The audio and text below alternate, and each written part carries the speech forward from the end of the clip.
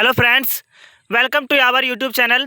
तो आज हम लोग बात करेंगे SKMU यूनिवर्सिटी में सेमेस्टर 2 का एग्ज़ाम चल रहा है, जिसमें से बहुत सारे पेपर मेजर पेपर का एग्ज़ाम हो चुका है। ठीक है, तो आज जो बात करेंगे हम लोग MDC पेपर में।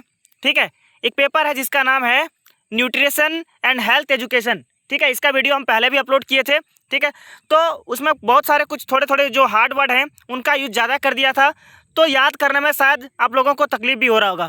तो आज जो हम लेकर के आए हैं टॉपिक, जितना भी क्वेश्चन है आज सारा इंपॉर्टेंट क्वेश्चन है आपके एग्जाम के लिए, और एग्जाम में ज़्यादा दिन आपका बचा नहीं है। ठीक है, तो चलिए स्टार्ट करते हैं। बहुत आसान भाषा में सब कुछ लिखा गया है। तो पहले हम लोग शॉर्ट क्वेश्चन आंसर करेंगे, फिर लॉन्ग क्वेश्चन आंसर करेंगे। ठीक है, तो पहला जो क्वेश्चन है कि कार्बोहाइड्रेट क्या है और इसके प्रमुख स्रोत क्या हैं, इसको लिखने के लिए बोला गया है। तो कार्बोहाइड्रेट क्या होता है पहले हम लोग समझेंगे। तो कार्बोहाइड्रेट जो है हमारे शरीर को ऊर्जा देने वाला एक मुख्य पोषक तत्व है। ठीक है, कार्बोहाइड्रेट जो है एक पोषक तत्व है जो हमारे शरीर में ऊर्जा देने का काम करता है, जिससे हम लोगों को रोज काम करने के लिए शक्ति मिलता है। और इसका जो प्रमुख स्रोत है, कहाँ से हम लोगों को कार्बोहाइड्रेट प्राप्त होता है, तो कहाँ से प्राप्त होता है?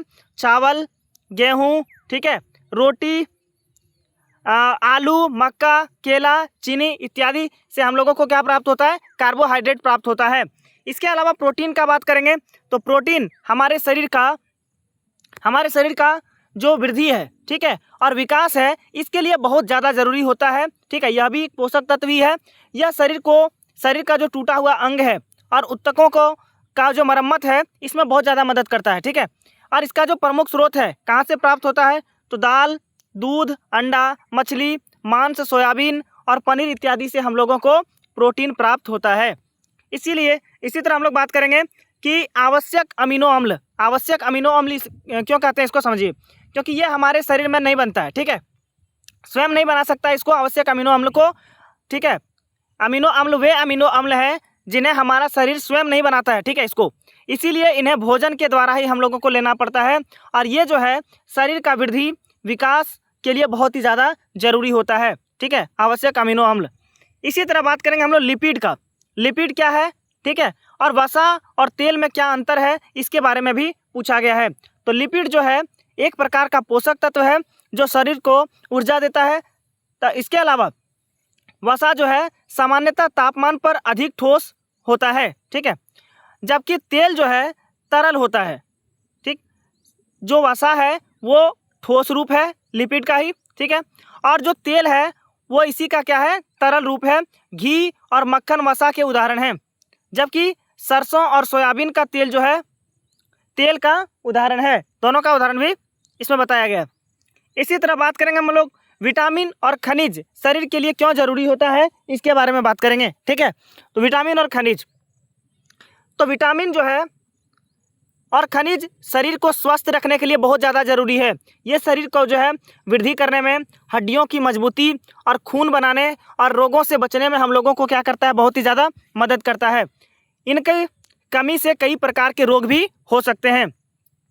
इसी तरह बात करेंगे हम लोग एनीमिया के बारे में। ठीक, एनीमिया जो है इसका मुख्य कारण क्या है और एनीमिया क्या है, ये पूछा गया है। तो एनीमिया एक ऐसी स्थिति है जिसमें जो है शरीर में खून या हीमोग्लोबिन की मात्रा कम हो जाती है। यानी जब शरीर में खून की मात्रा या हीमोग्लोबिन की मात्रा कम हो जाती है तो एनीमिया नामक बीमारी होता है। इसका जो मुख्य कारण है वो मुख्य कारण क्या है, तो आयरन की कमी। इसमें कमजोरी, थकान, चक्कर आना और शरीर में सुस्ती महसूस हो सकता है। इसके अलावा क्वाशियोरकर और मोरास्मस क्या है, इसके बारे में पूछा गया है। ठीक है, तो क्वाशियोरकर और मोरास्मस क्या है, तो ये दोनों जो है क्वाशियोरकर और मोरास्मस बच्चों में पोषण की कमी से होने वाले रोग हैं। ये दोनों रोग कब होता है, तो जब बच्चों में पोषण की कमी होती है तब ये रोग होता है। क्वाशियोरकर मुख्य रूप से प्रोटीन की कमी से कारण होता है। अगर बच्चों में प्रोटीन का कमी होगा तो क्वाशियोरकर बीमारी हो जाएगा। और मोरास्मस में बच्चे को पर्याप्त भोजन और ऊर्जा नहीं मिलती है, जिससे वह बहुत कमज़ोर और दुबला हो जाता है। इसके अलावा बात करेंगे हम लोग, ठीक है, यूनिट 2 से, कि मानव विकास आहार की आवश्यकता एवं ऊर्जा से। तो सबसे पहला क्वेश्चन इसमें देखेंगे कि संतुलित आहार क्या है। संतुलित आहार क्या है समझते हैं। जिस भोजन में शरीर की ज़रूरत के लिए शरीर की ज़रूरत के अनुसार सभी जरूरी पोषक तत्व सही मात्रा में पाए जाते हैं उसे संतुलित आहार कहते हैं। मतलब यदि आपको सभी पोषक तत्व परिपूर्ण मिल रहा है, सही रूप से मिल रहा है, तो वैसे आहार को हम लोग क्या कहेंगे? संतुलित आहार कहेंगे। इसमें कार्बोहाइड्रेट, प्रोटीन, वसा, विटामिन, खनिज, पानी और रेशे शामिल होते हैं। और इससे क्या होता है? संतुलित आहार शरीर को स्वस्थ रखने में बहुत ही ज़्यादा मदद करता है। इसके अलावा 9 नंबर प्रश्न, अनुशंसित आहार क्या होता है? आहार का मात्रा क्या है, इसके बारे में बात करें हम लोग। तो अनुशंसित आहार क्या होता है? किसी व्यक्ति को रोज कितनी मात्रा में पोषक तत्व लेना चाहिए, इसी को हम लोग क्या कहते हैं? अनुशंसित आहार मात्रा कहा जाता है।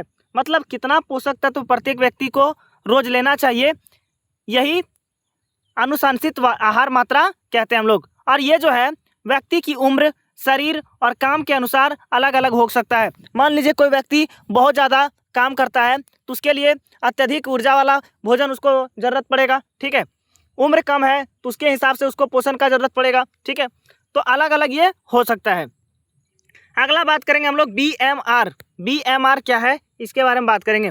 तो BMR जो है, इसका अर्थ होता है बेसल मेटाबॉलिक रेट। यह शरीर को आराम की स्थिति में काम करने के लिए जरूरी ऊर्जा की मात्रा बताता है, ठीक है। सांस लेना, दिल का धड़कना और शरीर का तापमान बनाए रखने जैसे कामों के लिए इस ऊर्जा की बहुत ज़्यादा ज़रूरत होती है, ठीक है। ATP क्या है, इसका महत्व क्या है, इसके बारे में समझेंगे हम लोग। तो ATP जो है शरीर में ऊर्जा देने वाला एक महत्वपूर्ण पदार्थ है जो शरीर के कई जरूरी कामों के लिए ऊर्जा ATP से ही मिलता है। इसीलिए इसे शरीर की ऊर्जा का मुख्य स्रोत भी कहा जाता है, ATP को।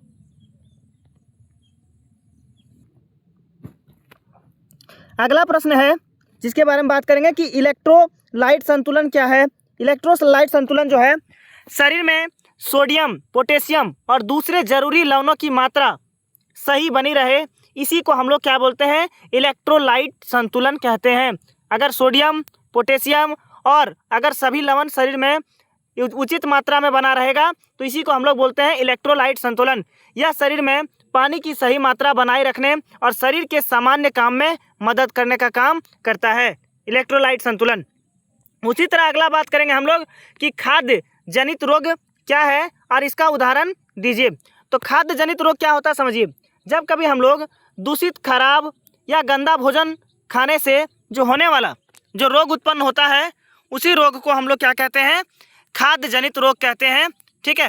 और यह रोग जो है हैजा और साल्मोनेलोसिस, इसके उदाहरण देखने को मिलता है, ठीक है। ये सभी जो रोग है वो होता है दूषित खाने से।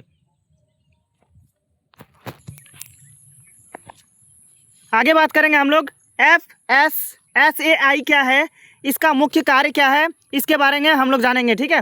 तो FSSAI जो है भारत में जो है खाद्य पदार्थों की सुरक्षा और उसकी गुणवत्ता से जुड़ी संस्था है, ठीक है। जो भी खाद्य पदार्थ होता है उसका सुरक्षा करने का और उसके गुणवत्ता को जांच करने का इसका कार्य होता है। इसका मुख्य काम क्या होता है? इसी को देखना होता है कि लोगों को सुरक्षित और अच्छी गुणवत्ता वाला भोजन मिल रहा है या नहीं मिल रहा है।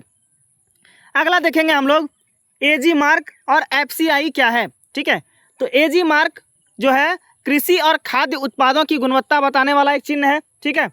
और इससे उत्पाद की गुणवत्ता के बारे में जानकारी भी मिलता है कि कोई भी उत्पाद जो है वो उसका गुण कैसा है, इसका जानकारी मिलता है। और FCI जो है भारतीय खाद्य नियम, खाद्यान्नों की खरीद, भंडारण और वितरण का काम करने का में सहायता करता है।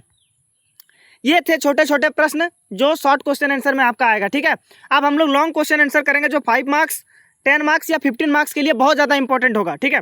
तो कार्बोहाइड्रेट क्या है, इसके प्रकार, स्रोत तथा शरीर में इसके महत्व का विस्तार से वर्णन करना है, ठीक है। कार्बोहाइड्रेट क्या है, इसका प्रकार भी देखेंगे, स्रोत भी देखेंगे और शरीर में इसका महत्व क्या है इसके बारे में भी जानेंगे। तो कार्बोहाइड्रेट क्या है हम लोग शुरू में ही पढ़ चुके हैं। तो कार्बोहाइड्रेट क्या है, तो हमारे शरीर को स्वस्थ रहने और रोज काम करने के लिए भोजन की ज़रूरत होती है और भोजन में कई प्रकार के पोषक तत्व पाए जाते हैं। उसी में से एक कार्बोहाइड्रेट बहुत ज़्यादा महत्वपूर्ण पोषक तत्व है जो हमारे शरीर को ऊर्जा देने का काम करता है, ठीक है। तो ये था कार्बोहाइड्रेट का भूमिका। इसके बाद कार्बोहाइड्रेट क्या है, तो यह एक मुख्य पोषक तत्व है, ठीक है, जो भोजन में पाया जाता है और शरीर में पहुंचने के बाद यह टूटकर ऊर्जा देने का काम करता है। और कहाँ से प्राप्त होता है? चावल, रोटी, आलू, मक्का और दूसरे अनाज इसके अच्छे स्रोत हैं। इसके अलावा बात करेंगे हम लोग कार्बोहाइड्रेट का प्रकार। तो कार्बोहाइड्रेट का जो प्रकार है इसको मुख्यतः 3 रूपों में समझा जा सकता है। तो पहला जो कार्बोहाइड्रेट है जिसको बोलते हैं सरल कार्बोहाइड्रेट। क्या कहते हैं? सरल कार्बोहाइड्रेट। और ये जो है चीनी, शहद और कुछ फलों में पाए जाने वाले पदार्थ इसके उदाहरण हैं। ये जल्दी पच जाते हैं और शरीर को जल्दी ऊर्जा देते हैं। इसके अलावा बात करेंगे सरल के बाद जटिल कार्बोहाइड्रेट के बारे में। तो जो है चावल, गेहूँ, मक्का, आलू और अनाज में पाए जाते हैं और ये धीरे धीरे पचते हैं और शरीर को ऊर्जा देने में मदद करते हैं। और उसी तरह तीसरा प्रकार है कार्बोहाइड्रेट का रेशा, जो फल, सब्जियों और साबुत अनाज में पाया जाता है। यह पाचन को ठीक करने में बहुत ज़्यादा मदद करता है। तो ये था कार्बोहाइड्रेट का प्रकार। अब हम लोग जानेंगे कि इसका मुख्य स्रोत क्या है। स्रोत तो पहले से ही हम लोग पढ़ते आ रहे हैं। चावल हो गया, गेहूँ हो गया, रोटी, मक्का, आलू, शकरकंद, केला, ज्वार, बाजरा, चीनी और शहद कार्बोहाइड्रेट के प्रमुख स्रोत हैं। इसके अलावा हम लोग बात करेंगे कि इसका शरीर में महत्व क्या है। तो शरीर में जो इसका महत्व है तो ये ऊर्जा देने का काम करता है, रोज के काम करने की शक्ति को देता है, दिमाग को काम करने के लिए ऊर्जा देने में मदद करता है, रेशा पाचन को ठीक करने में मदद करता है और शरीर में ऊर्जा को बचा कर रखने में भी सहायता करता है। अब इसका कमी हो जाए या अधिक हो जाए तो उससे क्या होगा, इसके बारे में भी हम लोग जानेंगे। कार्बोहाइड्रेट का अगर कमी हो जाएगा तो कमजोरी और थकान हो सकती है, और वहीं पर अगर बहुत अधिक चीनी और मीठा खाने से वजन भी बढ़ सकता है। इसीलिए इसे सही मात्रा में ही लेना चाहिए। निष्कर्ष क्या है? निष्कर्ष एक बार पढ़ लीजिएगा आप। दूसरा प्रश्न हम लोग पढ़ेंगे किसके बारे में? प्रोटीन के बारे में। प्रोटीन क्या है, इसके प्रकार, स्रोत तथा शरीर में इसके महत्व का विस्तार से वर्णन करना है। तो सबसे पहले प्रोटीन का भूमिका देखते हैं। भूमिका क्या है? जो प्रोटीन है हमारे शरीर के लिए बहुत ही जरूरी पोषक तत्व है। यह शरीर की वृद्धि, विकास और टूटे हुए अंगों की मरम्मत करता है। तो शरीर में अगर कोई अंग टूटा है, अगर किसी का वृद्धि करना है, ठीक है, कोई अंग सड़ गया है तो उसका मरम्मत करने में काम कौन करता है? प्रोटीन करता है। इसके अलावा बच्चों और बढ़ती उम्र के लोगों के लिए प्रोटीन जो है वो बहुत ज़्यादा ज़रूरी होता है। तो प्रोटीन क्या है? तो प्रोटीन एक पोषक तत्व है जो छोटे छोटे अमीनो अम्ल से मिलकर बना होता है। शरीर में इसका उपयोग नई कोशिकाएं और उत्तक बनाने तथा पुराने और टूटे हुए भागों को ठीक करने में किया जाता है, उसको प्रोटीन कहते हैं। प्रोटीन का प्रकार का बात करेंगे तो प्रोटीन के प्रकार का बात में पहला प्रकार हम लोग बात करेंगे पूर्ण प्रोटीन के बारे में।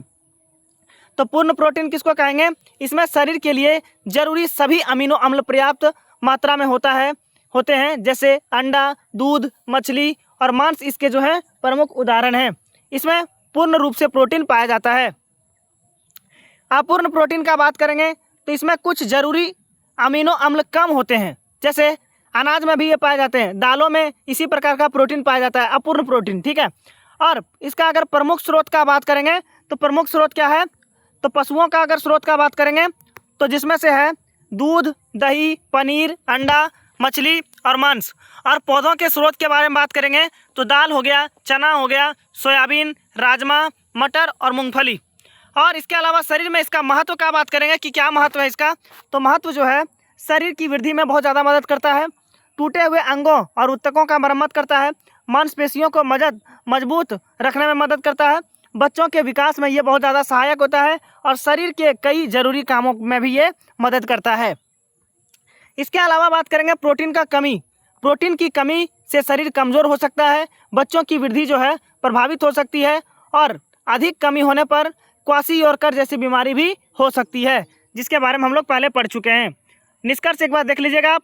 तीसरा नंबर प्रश्न है अमीनो अम्ल क्या है? आवश्यक और अनावश्यक अमीनो अम्ल को समझाइए तथा इसके महत्व का वर्णन करना है। तो सबसे पहले हम लोग बात करेंगे इसका भूमिका के बारे में कि अमीनो अम्ल जो है, अमीनो अम्ल क्या है और आवश्यक और अनावश्यक अमीनो अम्ल को समझाइए। तो सबसे पहले भूमिका इसका देखते हैं, भूमिका क्या है। तो प्रोटीन जो है हमारे शरीर का एक सबसे ज़रूरी पोषक तत्व है। प्रोटीन छोटे छोटे भागों से मिलकर बना होता है और इन्हीं छोटे छोटे भागों को क्या कहा जाता है? अमीनो अम्ल कहा जाता है। अब ये अमीनो अम्ल होता क्या है? तो अमीनो अम्ल प्रोटीन का ही एक मुख्य भाग होता है जो भोजन से मिलने वाला प्रोटीन शरीर में टूटता है तो अमीनो अम्ल बन जाता है। शरीर इनका उपयोग नए प्रोटीन बनाने और शरीर के जरूरी कामों में करता है। अमीनो अम्ल का प्रकार का बात करेंगे।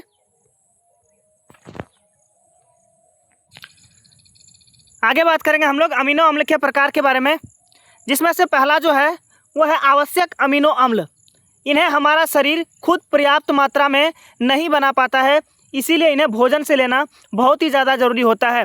और इसका जो स्रोत है वो दूध है, अंडा, मछली, मांस और कुछ दालों से ये प्राप्त होता है आवश्यक अमीनो अम्ल। और अनावश्यक अमीनो अम्ल क्या है? इनमें से कई अमीनो अम्ल हमारा शरीर खुद बना सकता है, इसीलिए इन्हें भोजन से लेना हमारा हमेशा ज़रूरी नहीं होता है। इसका महत्व क्या है शरीर में? तो ये जो है शरीर की वृद्धि को मदद करता है, मांसपेशियों के निर्माण में मदद करता है। इसके अलावा टूटे हुए ऊतकों का मरम्मत करता है, शरीर में नए प्रोटीन बनाने में सहायता करता है और बच्चों के विकास में महत्वपूर्ण भूमिका निभाने का काम करता है। निष्कर्ष पढ़ लीजिएगा आप। आगे पढ़ेंगे कि लिपिड क्या है। वसा, तेल, कोलेस्ट्रॉल और फैटी अम्ल को समझाइए तथा इसके महत्व का वर्णन करना है। तो भूमिका का बात करेंगे तो जो लिपिड है, लिपिड भोजन का एक जरूरी भाग है। इसमें मुख्य रूप से वसा और तेल आते हैं। ये शरीर को ऊर्जा देते हैं और शरीर के कई जरूरी भागों में कामों में सहायता भी करते हैं। लिपिड क्या है? तो ये जो ऐसे पदार्थों का समूह है जो शरीर को ऊर्जा देने और ऊर्जा को बचा कर रखने में मदद करता है। भोजन में वसा और तेल इसके प्रमुख रूप हैं। वसा का बात करेंगे तो वसा जो है, वसा सामान्यतः ताप पर अधिक ठोस होता है, जैसे घी, मक्खन और कुछ पशु पदार्थ, खाद्य पदार्थ इसके उदाहरण हैं। तेल का बात करेंगे तो तेल सामान्यतः तापमान पर तरल होता है और सरसों का तेल, सोयाबीन का तेल और सूरजमुखी का तेल इसका उदाहरण है। कोलेस्ट्रॉल का बात करेंगे तो कोलेस्ट्रॉल जो है, कोलेस्ट्रॉल शरीर में पाया जाने वाला एक वसा जैसा पदार्थ है। शरीर को इसकी थोड़ी मात्रा की ज़रूरत होती है, इसकी बहुत अधिक मात्रा स्वास्थ्य के लिए ठीक नहीं होता है। अगर ज़्यादा कोलेस्ट्रॉल हो जाएगा तो वो शरीर के लिए ठीक नहीं होता है। फैटी अम्ल का बात करेंगे तो फैटी अम्ल वसा के मुख्य भाग हैं। शरीर इन्हें ऊर्जा के लिए उपयोग करता है। फैटी अम्ल का महत्व का बात करेंगे इसका, तो महत्व क्या है? शरीर को ऊर्जा देता है, शरीर में ऊर्जा बचा कर रखने में मदद करता है, शरीर को ठंड से बचाने में मदद करता है, शरीर के कुछ अंगों का सुरक्षा भी करता है और कुछ विटामिन के उपयोग में भी मदद करता है। निष्कर्ष एक बार पढ़ लीजिएगा आप। अगला देखिए, प्रश्न देखिए, बोला गया है कि विटामिन और खनिज क्या है। विटामिन और खनिज क्या है? आयरन, जिंक, कैल्शियम, फास्फोरस और सेलेनियम के महत्व को समझना है। ठीक है, तो सबसे पहले हम लोग इसका भूमिका का बात करेंगे। तो भूमिका क्या है कि शरीर को स्वस्थ रखने के लिए केवल कार्बोहाइड्रेट, प्रोटीन और वसा ही पर्याप्त नहीं है। इसके अलावा विटामिन और खनिज लवण भी शरीर के लिए बहुत ज़्यादा ज़रूरी होता है। इनकी मात्रा अगर कम हो जाएगा, इनकी मात्रा हमारे शरीर को बहुत कम होता है, लेकिन इसका काम जो है वो हमारे शरीर में बहुत ज़्यादा महत्वपूर्ण होता है। जैसे इसी में बात करेंगे हम लोग आयरन के बारे में। किसके बारे में? आयरन के बारे में। तो आयरन शरीर में खून बनाने में मदद करता है और इसकी कमी से एनीमिया हो सकता है। और ये हम लोगों को प्राप्त कहाँ से होता है? हरी सब्जियाँ, दाल और कुछ अन्य खाद्य पदार्थ हैं जिससे आयरन प्राप्त होते हैं। जिंक का बात करेंगे तो जिंक जो है शरीर की वृद्धि और रोगों से बचाव में बहुत ज़्यादा मदद करता है। यह शरीर के सामान्य विकास के लिए बहुत ही ज़्यादा जरूरी होता है। कैल्शियम का बात करेंगे तो कैल्शियम जो है टूटी हुई हड्डियों, दांतों, ठीक है, को मजबूत बनाने में मदद करता है। और इसका मुख्य स्रोत क्या है? दूध, और दूध से बने पदार्थ इसके अच्छे स्रोत हैं। इसके अलावा बात करेंगे फास्फोरस का, तो फास्फोरस जो है, फास्फोरस हड्डियों और दांतों के लिए बहुत ज़्यादा ज़रूरी होता है। यह शरीर के कई कामों में भी सहायता करता है। इसके अलावा बात करेंगे सेलेनियम का। सेलेनियम शरीर को स्वस्थ रखने और कुछ हानिकारक प्रभावों से बचाने में मदद करता है। ठीक है, निष्कर्ष एक बार पढ़ लीजिएगा आप। ठीक है, अगला प्रश्न देखिए, 6ठा नंबर, पोषक तत्वों की कमी से होने वाले प्रमुख रोगों का वर्णन कीजिए। कि पोषक तत्व से का अगर कमी हो जाएगा हमारे शरीर में तो क्या रोग होने वाला है और उसका वर्णन करने बोला है। तो जब शरीर को लंबे समय तक जरूरी पोषक तत्व पर्याप्त मात्रा में नहीं मिलता है तो कई प्रकार के रोग हो सकते हैं और इसी रोग को हम लोग पोषक तत्वों की कमी से होने वाला रोग कहते हैं। जैसे अभी हम लोग बात किए थे एनीमिया। एनीमिया किसके कारण होता है? तो एनीमिया आयरन की कमी से होने वाला एक रोग है। इसमें शरीर में खून या हेमोग्लोबिन कम हो जाता है और व्यक्ति को कमजोरी, थकान और चक्कर की समस्या हो सकती है। उसी तरह बात करेंगे क्वाशीयोरकर, तो ये किसकी कमी से होता है? ये बच्चों में मुख्य रूप से प्रोटीन की कमी से होने वाला एक रोग है। इसमें बच्चे का शरीर कमज़ोर हो सकता है और उसकी वृद्धि प्रभावित हो सकती है। उसी तरह बात करेंगे मेरास्मस। मेरास्मस क्या है? यह तब होता है जब बच्चे को पर्याप्त भोजन और उचित नहीं और ऊर्जा नहीं मिलता है, तो बच्चा बहुत दुबला और कमज़ोर हो जाता है। स्कर्वी नामक बीमारी, स्कर्वी कब होता है? तो यह विटामिन सी की कमी से होने वाला रोग है। इसमें मसूड़ों से खून आने और कमजोरी जैसी समस्या हो सकती है। रिकेटस का बात करेंगे तो ये जो है विटामिन डी की कमी से हो सकता है और इससे बच्चों की हड्डियां कमज़ोर हो सकती है। रतौंधी जो है, रतौंधी किसके कारण होता है? तो यह विटामिन ए की कमी से होता है और इसमें कम रोशनी में देखने में परेशानी होता है। घेंगा का बात करेंगे तो ये आयोडीन की कमी से होने वाला एक बीमारी है। ठीक है, इसमें गले के आगे की तरफ सूजन दिखाई दे सकता है। बचाव का बात करेंगे तो इन रोगों से बचने के लिए दूध, दाल, हरी सब्जियां, फल, अनाज और अन्य पौष्टिक भोजन आपको लेना पड़ेगा। निष्कर्ष पढ़ लीजिएगा। उसी तरह 7वां नंबर प्रश्न पढ़ेंगे, मानव के विकास के साथ भोजन में हुए बदलावों का विस्तार से वर्णन करना है कि मानव का जैसे जैसे विकास हुआ वैसे भोजन में क्या क्या बदलाव हुआ, इसके बारे में चर्चा करेंगे। तो मनुष्य के जीवन में समय के साथ साथ बहुत बदलाव आया और इसी तरह उसके भोजन में भी बदलाव आया। और पुराने समय में मनुष्य भोजन के लिए पूरी तरह प्रकृति पर निर्भर था। पहले के ज़माने में लोग ज़्यादातर भोजन के लिए किस पर निर्भर था? प्रकृति पर। बाद में उन्होंने क्या किया? खेती करना सीख लिया और पशुपालन करना क्या किया? सीख लिया। तो सबसे पहले हम लोग बात करेंगे कि पूरा पाषाण काल में इसका विस्तार कैसे हुआ। तो इस समय मनुष्य शिकार करके जानवरों का क्या करता था? मांस को खाता था और फल, जड़, कंद और दूसरे प्राकृतिक खाद्य को खा करके क्या करता था? जीवित रहता था। लेकिन जैसे जैसे मध्य पाषाण काल आया, समय बीतता गया, इस समय मनुष्य ने छोटे छोटे जानवरों का क्या किया? शिकार करना सीख लिया। मछली पकड़ना, अलग अलग प्रकार के प्राकृतिक भोजन का उपयोग करना भी क्या किया? शुरू कर दिया। और जैसे जैसे नव पाषाण काल आया, इस समय भोजन के क्षेत्र में बहुत बड़ा बदलाव आ चुका था। मनुष्य ने खेती करना शुरू कर दिया। गेहूँ, जौ और दूसरे अनाज उगाए जाने लगे। पशुपालन भी शुरू हो गया था। इसी तरह बात करेंगे सिंधु घाटी सभ्यता का। उसके बाद इस समय गेहूँ, जौ, चावल और दूसरे अनाजों का उपयोग किया जाता था। लोग खेती करते थे और पशुपालन भी करते थे। तो भोजन में बदलाव का जो कारण है, इसका मुख्य कारण क्या है? तो मुख्य कारण क्या है कि ये लोग खेती का शुरुआत किए, पशुपालन का शुरुआत किए, भोजन पकाने की जानकारी प्राप्त हो गई, नए खाद्य पदार्थों का खोज होने लगा और अलग अलग स्थानों में क्या हुए? ये लोग बसने लगे जा करके। इसके अलावा बात करेंगे हम लोग निष्कर्ष का। निष्कर्ष देख लीजिएगा।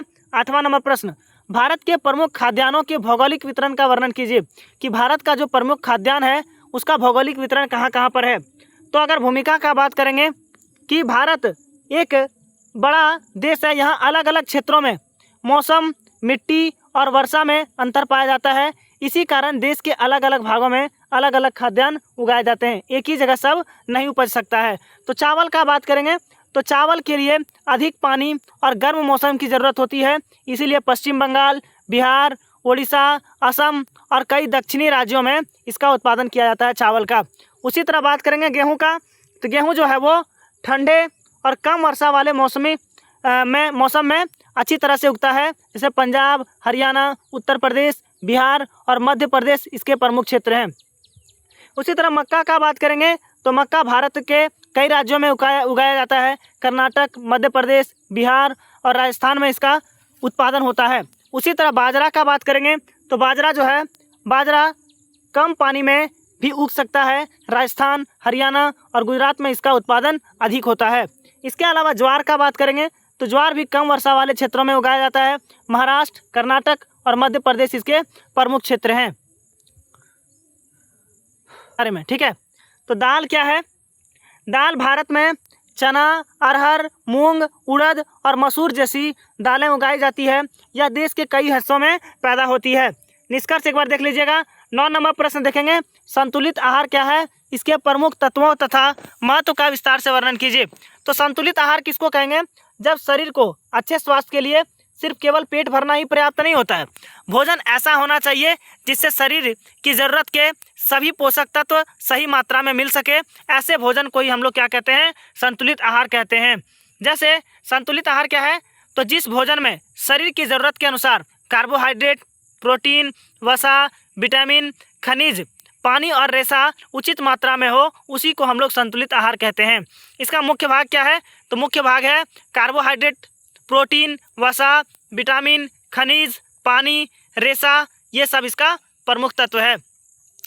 संतुलित आहार का महत्व क्या है? अगर संतुलित आहार आप लेते हैं तो इसका मतलब होता है शरीर को ऊर्जा ये मुख्य रूप से देता है, शरीर की वृद्धि में मदद करता है, शरीर को मजबूत बनाता है, रोगों से बचाव में मदद करता है, पाचक को ठीक करता है और बच्चों के विकास में बहुत ज़्यादा मदद करता है।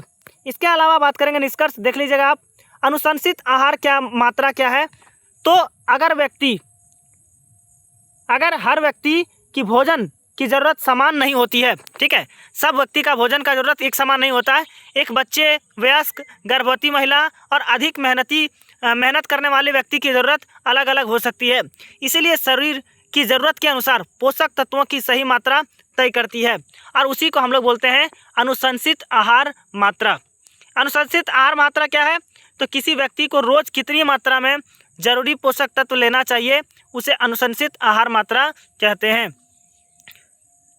यह उम्र, शरीर, काम और जीवन की अवस्था के अनुसार बदल सकती है, ठीक है। बच्चों में ये अलग हो सकता है, किशोरावस्था में अलग हो सकता है, वयस्कों में अलग हो सकता है, गर्भावस्था में अलग हो सकता है, स्तनपान के समय अलग हो सकता है। निष्कर्ष एक बार आप पढ़ लीजिएगा। शरीर में ऊर्जा का उत्पादन कैसे होता है और इसके अलावा ग्लाइकोलाइसिस, क्रेब्स चक्र और एटीपी को सरल भाषा में समझाइए, ठीक है। शरीर में ऊर्जा का उत्पादन कैसे होता है, इसका भूमिका देखते हैं हम लोग।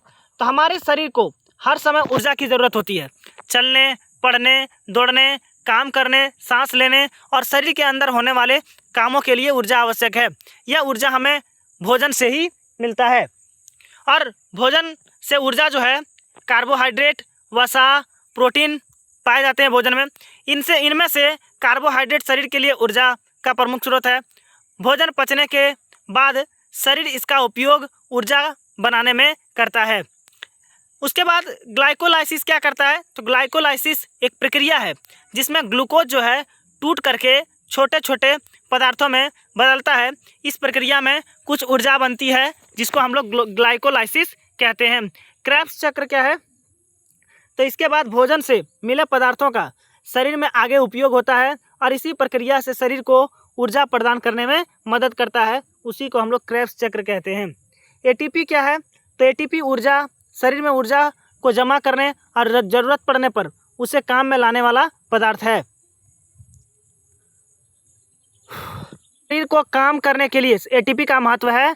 तो एटीपी का काम क्या होता है, शरीर को काम करने के लिए ऊर्जा देता है, मांसपेशियों की गतिविधि में मदद करता है, शरीर के अंदर होने वाले जरूरी कामों में भी ये सहायता करता है और शरीर को लगातार काम करने में क्या करता है, ये मदद भी करता है। आगे देखेंगे निष्कर्ष, आप लोग देख लीजिएगा। गर्भावस्था, स्तनपान, शैशवावस्था और बाल्यावस्था में पोषण की आवश्यकताओं का विस्तार से वर्णन करना है। तो देखिए, पोषण जो है वो सब अवस्था में अलग अलग तरीके से लेना चाहिए। तो जीवन की अलग अलग अवस्थाओं में शरीर की ज़रूरत अलग अलग होती है। गर्भावस्था में अलग होता है, स्तनपान में अलग होता है, शैशवावस्था में अलग होता है, बाल्यावस्था में सही पोषण बहुत ज़रूरी है, क्योंकि इन अवस्थाओं में शरीर तेज़ी से बढ़ता है और बदलाव भी बहुत ज़्यादा होता है शरीर में। गर्भावस्था में पोषण का बात करेंगे तो इस समय गर्भावस्था में महिला के शरीर में बच्चे का विकास होता है, इसलिए उसे पौष्टिक भोजन लेना चाहिए। उसके भोजन में प्रोटीन, आयरन, कैल्शियम, विटामिन और पर्याप्त पानी होना चाहिए। इसके अलावा स्तनपान के समय स्तनपान कराने वाली माँ को पर्याप्त भोजन में और पानी लेना चाहिए। इससे माँ को शक्ति मिलती है और बच्चे के लिए दूध बनने में सहायता भी करती है। शैशवावस्था का बात करेंगे तो छोटे बच्चों के लिए माँ का दूध बहुत अच्छा भोजन है। इसमें बच्चों के विकास के लिए जरूरी पोषक तत्व पाए जाते हैं। धीरे धीरे बच्चे को उम्र के अनुसार अन्य पौष्टिक भोजन भी दिया जाता है। बाल्यावस्था का बात करेंगे तो इस अवस्था में बच्चों का शरीर और दिमाग तेज़ी से विकसित होता है, इसीलिए उन्हें दूध, दाल, अंडा, फल, हरी सब्जियां, अनाज और अन्य पौष्टिक खाद्य पदार्थ देने चाहिए। सही पोषण का महत्व क्या होता है, क्यों देना चाहिए? क्योंकि यह बच्चों का सही विकास होता है। इसके अलावा शरीर मजबूत होता है, रोगों से लड़ने में मदद मिलता है, हड्डियां और मांसपेशियां मजबूत होती है, शरीर को पर्याप्त ऊर्जा मिलती है। इसके अलावा 13 नंबर प्रश्न देखेंगे कि खाद्य जनित रोग क्या है, इसके प्रमुख प्रकार और उदाहरणों का विस्तार से वर्णन करना है। तो अगर भूमिका का बात करेंगे, ठीक है, तो भोजन हमारे जीवन के लिए बहुत ज़रूरी है, लेकिन यदि भोजन गंदा, खराब या दूषित हो तो इससे कई रोग उत्पन्न हो सकते हैं, और ऐसे रोगों को हम लोग बोलते हैं खाद्य जनित रोग। ठीक है, और खाद्य जनित रोग क्या है, ये हम लोग पढ़ लिए कि खराब खाने से, ठीक है, और पानी के कारण से जो रोग उत्पन्न होता है उसी को खाद्य जनित रोग कहते हैं। अब जीवाणु से होने वाला रोग जो है बोटुलिज्म जो है एक जीवाणु से होने वाला रोग है। यह एक प्रकार के हानिकारक जीवाणु के कारण हो सकता है। यह शरीर के लिए गंभीर समस्या पैदा कर सकता है। इसी तरह एक बात करेंगे हम लोग साल्मोनेलोसिस। यह दूषित भोजन के कारण हो सकता है। इसमें पेट दर्द, दस्त, उल्टी और बुखार जैसी समस्या हो सकती है। हैजा के बारे में बात करेंगे तो यह दूषित पानी या भोजन से फैल सकता है। इसमें तेज दस्त और शरीर में पानी की कमी हो सकता है। दूसरे छोटे जीवों से होने वाला रोग क्या है, तो सिस्टिसर्कोसिस। यह एक प्रकार के परजीवी के कारण होने वाला रोग है। दूषित भोजन के माध्यम से यह शरीर में पहुंचता है। उसके अलावा एस्कारियासिस यह भी परजीवी के कारण होने वाला रोग है, जो गंदा भोजन और साफ सफाई के कमी के कारण से फैलता है। बचने का उपाय क्या है, तो भोजन बनाने से पहले हाथ धोना चाहिए, साफ पानी का उपयोग करना चाहिए और भोजन को अच्छी तरह से पकाना चाहिए। और भी कुछ है, ठीक है, और 2 प्रश्न है इसमें। किण्वन क्या है, बियर और सिरका बनाने में इसका महत्व क्या है, इसके बारे में समझना है। तो कई खाद्य पदार्थ, पेय पदार्थ बनाने में किण्वन की प्रक्रिया का उपयोग किया जाता है। यह एक ऐसी प्रक्रिया है जिसमें कुछ छोटे जीव भोजन में मौजूद शर्करा को बदलकर दूसरे पदार्थ में बनाते हैं। किण्वन क्या है, तो किण्वन एक प्रक्रिया है जिसमें ईस्ट या कुछ दूसरे छोटे जीवों की मदद से भोजन में मौजूद शर्करा में बदलाव होता है और इससे अलग अलग पदार्थ बन सकता है। बियर बनाने में किण्वन का उपयोग कैसे होता है, समझिए। किण्वन एक प्रक्रिया है। बियर बनाने के लिए अनाज से प्राप्त पदार्थ का उपयोग किया जाता है। इसमें ईस्ट मिलाया जाता है।